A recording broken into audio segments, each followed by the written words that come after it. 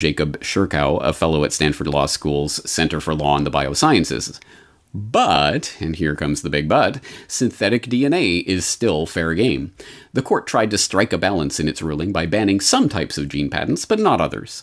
While companies can no longer patent genes with the same sequences found in cells, the decision allows edited forms of genes not found in nature, known as complementary DNA, or cDNA, to be patented.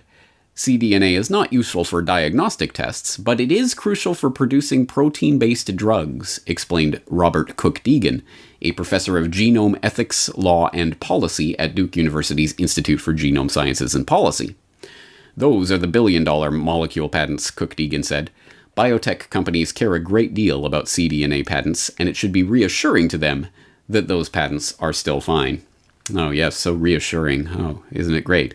Well, I will invite you to go to the actual court decision itself to read about this particular part of their decision, where the court ruled that a naturally occurring DNA segment is a product of nature and not patent eligible merely because it has been isolated.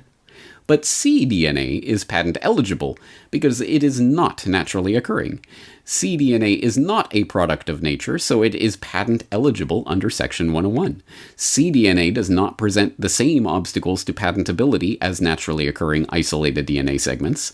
Its creation results in an exons-only molecule, which is not naturally occurring.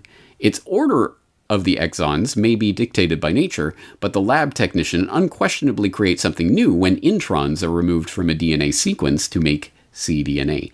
Now, there's a lot of microbiology gobbledygook in there that may be gobbledygook to many people out there. I would invite you to look into that. I mean, it's a fascinating process, but at any rate, the long and short of it is this synthetic DNA, complementary DNA, cDNA, is synthetic. It is created, and thus it is patentable. And so how does that impact our daily lives at this point? Well, I mean, there are various uses for cDNA, including, of course, we could look at one example. There are many that we could look at, but this one example is a European patent, EP 1375512B1, filed in 2002, granted in 2009, infectious cDNA of an improved vaccine strain of measles virus, use for immunogenic compositions. So yes, immunizations and other things can rely on cDNA.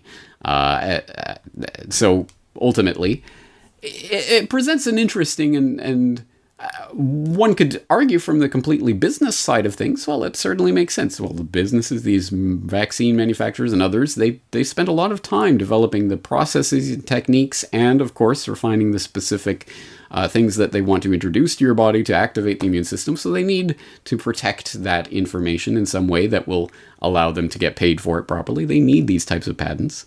Well, it does present some interesting questions, especially when we start moving into the realm of DNA and mRNA vaccines. These vaccine technologies that seek to inject DNA or RNA strands directly into our cells to hijack our cell's own protein production process, essentially, to create certain proteins that can then be used as the antigens in an immunological response, i.e. like a vaccination, but instead of giving you some sort of attenuated virus or something along those lines, no, they're going to inject you with, they're going to inject DNA and RNA material directly into your cells, and the cells will start producing the proteins, which will then be picked up by your immune system, which will cause the immune reaction, which will develop your immune response to various viruses, like, say, SARS-CoV-2. Yes, of course. Yes, we know this is coming. And there are many different aspects of this that we will have to cover in much greater detail as things continue to progress. But one part of this story is the patent story. And that story you can pick up from places like Axios, which had an article. The NIH claims joint ownership of Moderna's coronavirus vaccine, where they note that NIH and Moderna have researched coronaviruses like MERS for several years and signed a contract this past December that stated mRNA coronavirus vaccine candidates are developed and jointly owned by the two parties. The contract was not specific to the novel coronavirus, and it was signed before the new virus had been sequenced. So basically they're saying, well, anything you develop is going to be partly owned by us. And in fact, there was a further statement that they issued to Axios on this entire process, where they said that NIAID scientists created stabilized coronavirus spike proteins for the development of vaccines against coronaviruses, including SARS-CoV-2. Recognizing the importance of these novel immunogens, NIAID has sought patents to preserve the government's right to the